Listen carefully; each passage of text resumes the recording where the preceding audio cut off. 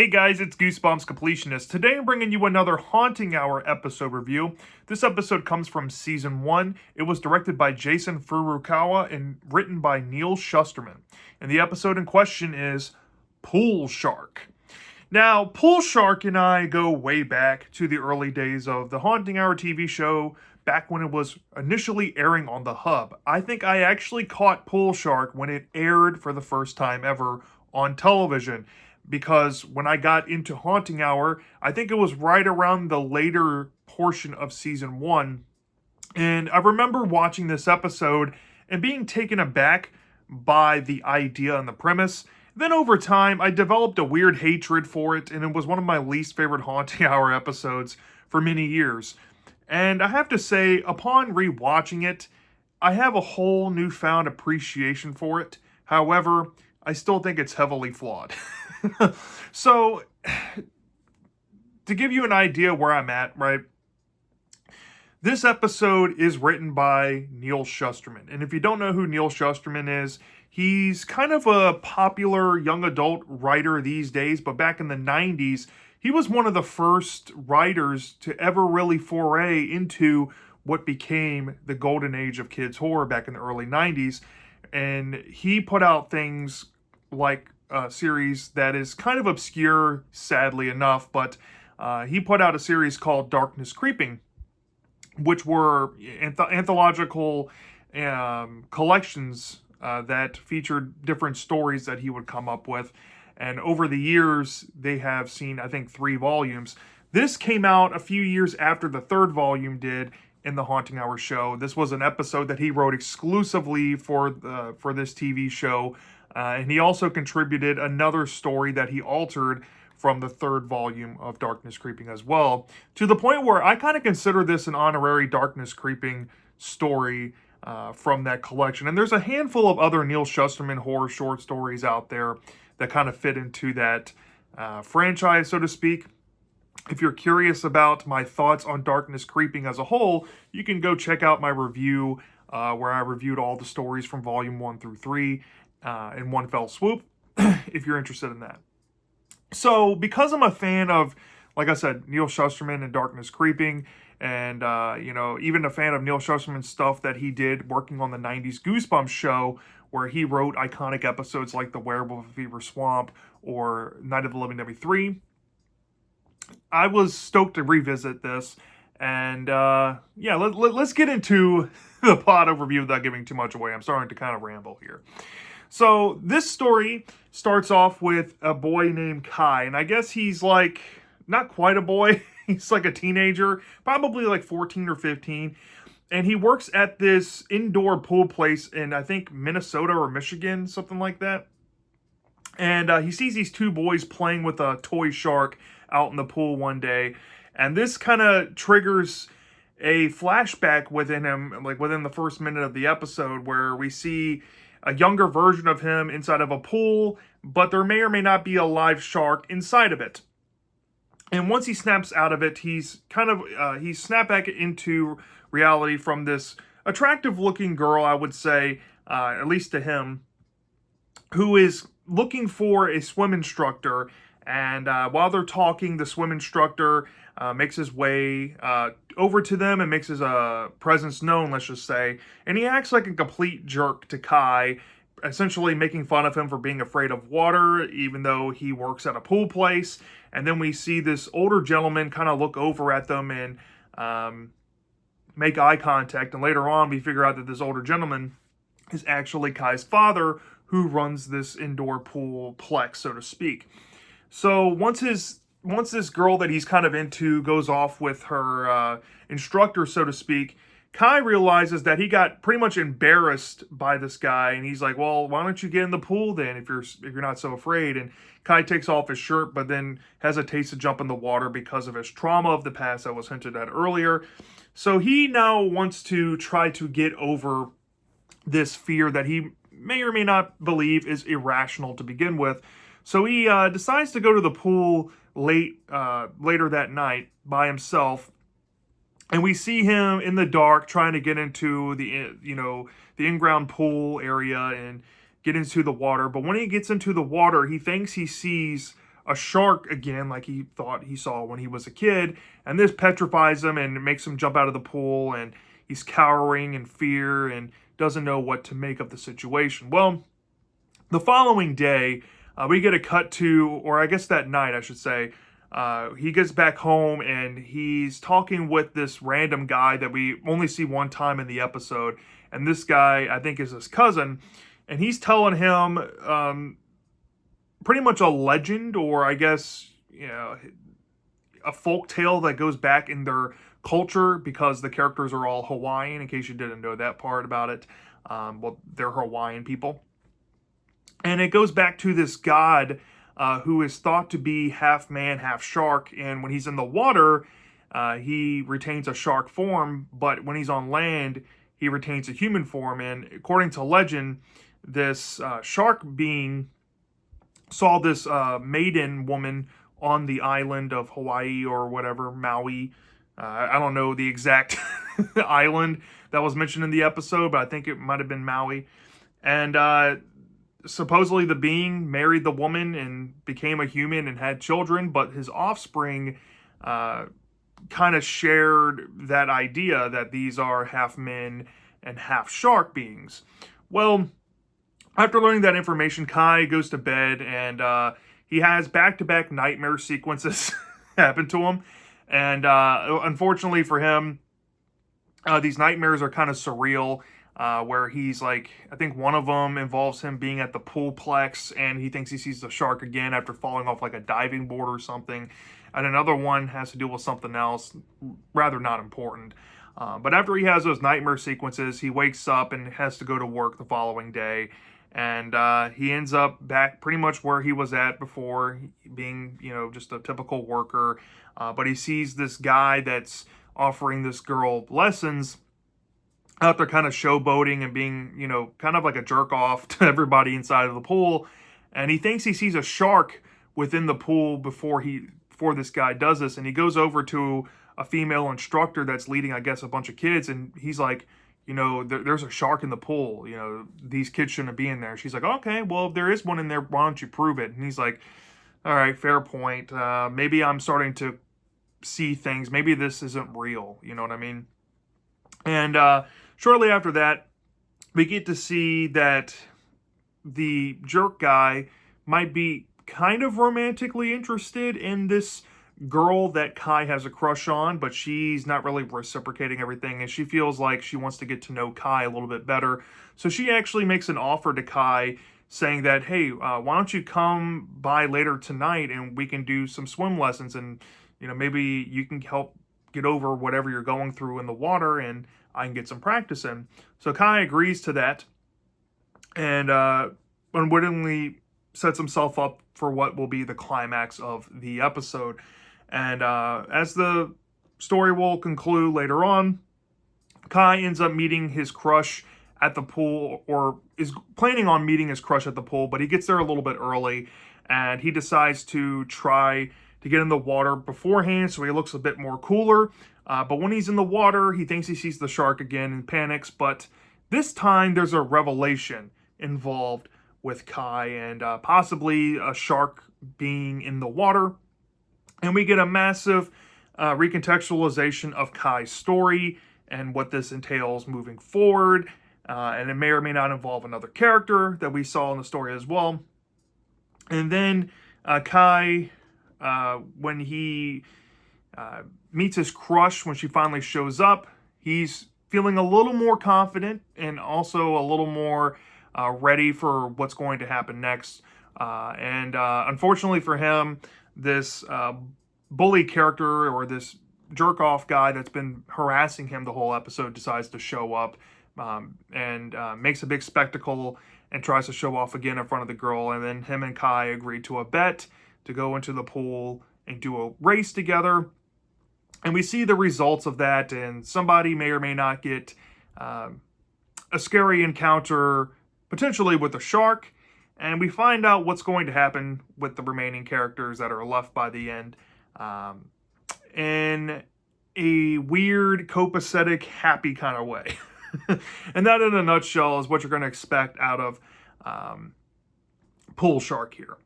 So, with the plot synopsis out the way, I want to start off with some positives with this episode because I used to actually full on hate this episode. I used to think that it was really dull and bland and it was just kind of bogged down by, drama that is cliche and overdone as is.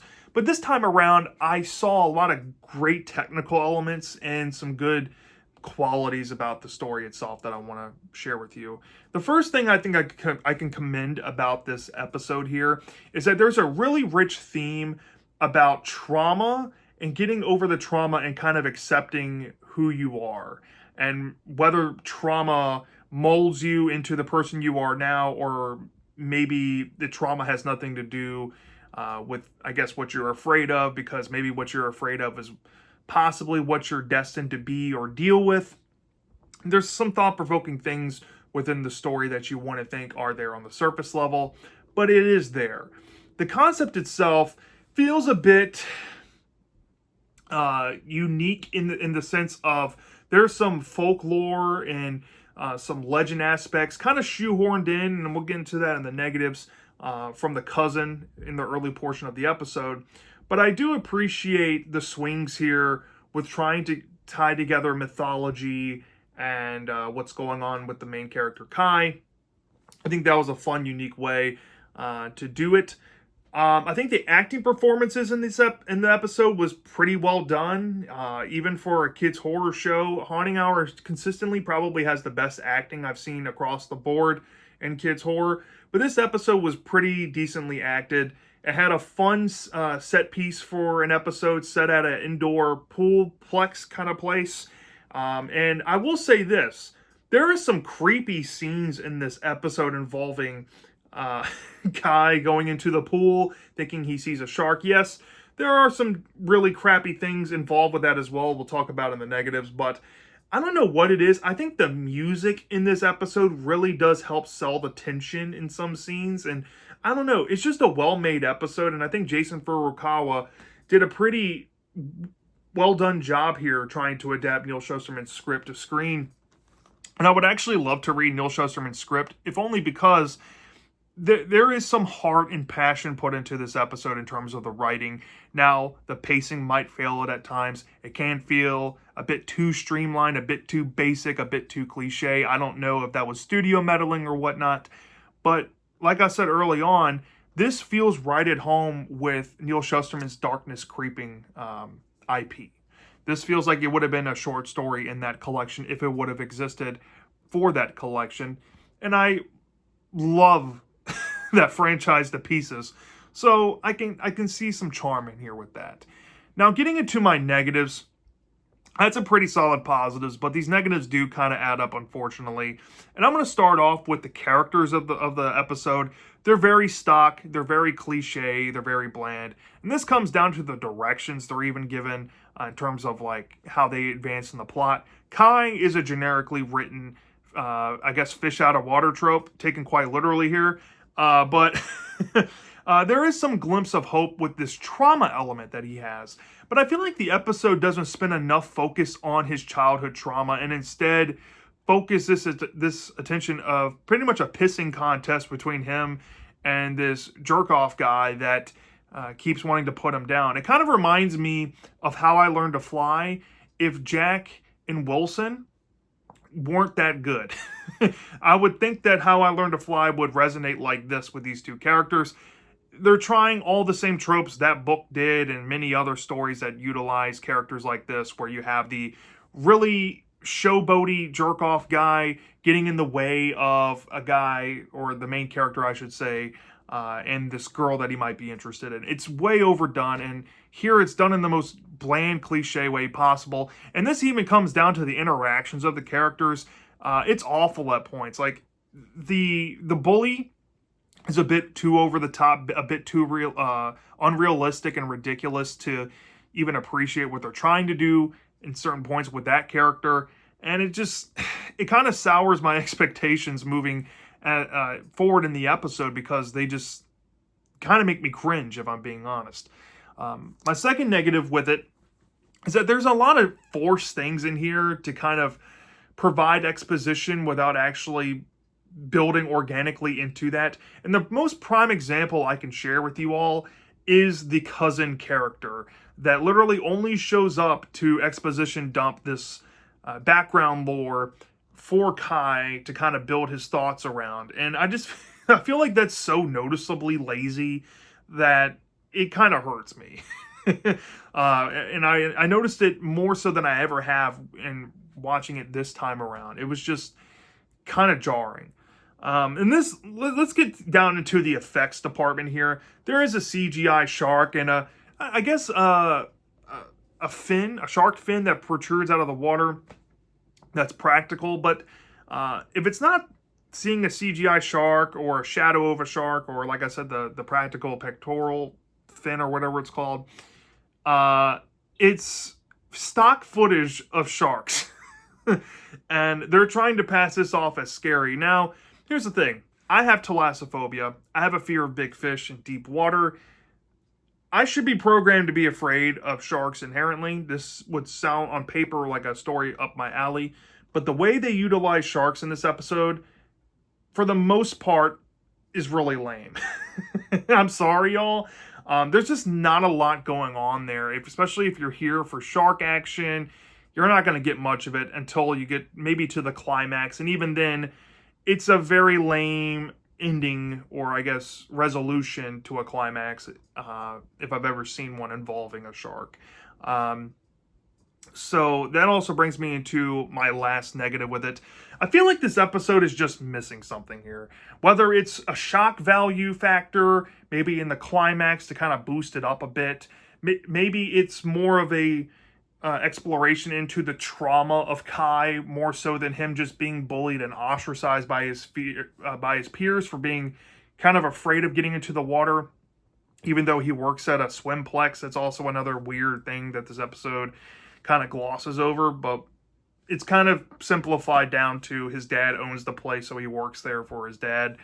It is what it is, but I don't know. This episode just feels like it's almost too bland to be interesting, and I feel like if it had more interesting things about it, or if it played more into the strengths that it did have, this would have been a way better product. A simple rewrite idea, and like I said, I really want to read Neal Shusterman's original script for this, because I wonder if there was studio meddling with this episode. But the way I would have done it, for example, would be that you can go with the whole angle that Kai is traumatized from his youth, but that is most of the episode, and him playing into the phobia of water. He's being ostracized by this bully. He has a crush on this girl, but the girl, as he gets closer to her, brings him out of his comfort zone, and he wants to kind of branch out and get over his fears. But he, in doing so, kind of starts to piece together this fragmented memory, maybe that he's put off in his brain due to trauma, or maybe he could go this whole angle where he's kind of hiding the truth from the audience, so to speak, in these flashbacks. And it could be recontextualized that maybe he did something terrible to some people back in the day, or witnessed something terrible, who knows. But I feel like the story needed something like that, and then build into the climax, and maybe even make the climax a bit more darker, especially once we get that reveal, that recontextualization that happens right before the climax. That would have made the story a bit more poignant, in my opinion, but it just wasn't there. I feel like we get to points in the story that feel either forced in there or shoehorned in because of time constraints, and to touch on bases of things just so they can be touched on rather suddenly, than actually expanding the story and saying something with it. Now, I'm not saying that every horror story, or even kids' horror story for that matter, needs to be objectively themed or thought of to have a theme throughout. You can be a well-told story and just be straight up horror. Or you can be a well-told story and be a farce and a comedy and a parody. But I think for this specific example, it needed something else to kind of bring it out. And when I think about the ending climax and the resolution of the episode, I look at it in a very lame way. I'm like, really? I was expecting something a bit better, especially when I think back onto the first time I watched this episode. I remember the ending just made me feel whatever about it. But I think majority of my hate over the years kind of stemmed down to the resolution and the ending itself. And when I think back on that, I remember like this is not the direction I would have gone.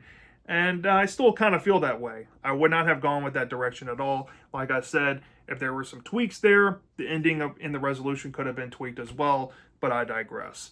So with that out of the way, my thoughts on Pool Shark here. You know, I like it more than I used to, but I'm still going to be honest and upfront. I didn't come out necessarily liking this or thinking that this is a genuinely good episode. So good to me begins at that 3.5 out of 5 stars threshold. So it's getting less than that. So we're already down to what I peg a D tier, which is mostly filled with a whole variety of superlatives.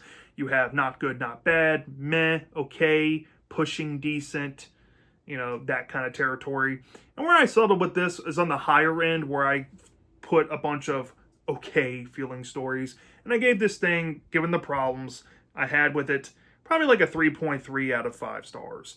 Now, here's the thing. Maybe if the story took more time to develop characters better, I don't think a two-parter would have been a remedy, but maybe like if we had a modern streaming show that can do like a 35 minute episode and it had that runtime, but it also made some changes like I suggested, this could have been an all-time great kids horror story, I feel. But the end product here, it's mostly average, and it's things that you've seen done before in way better stories out there, whether we're talking Goosebumps, Are You Afraid of the Dark, and the list goes on. But I do think that it does what it does fine enough, and it's not offensively bad or anything. It's just super mediocre at times, and it's disappointing. And that's just how I feel about this. I don't necessarily hate it, and I nowhere near love it. It just kind of lands here because of its own ailments, and it, in my opinion, deserves it. But I can totally understand if you like this episode a bit more than I do, or even less. I get it, but like I said, I don't think this is the worst thing in kids horror by any means. There's just way better and even way worse. So yeah, that's my thoughts on Pool Shark. Let me know down in the comment section if you've seen this episode before. Do you love this? Do you hate this? I'm dying to know. And I'll see you next time.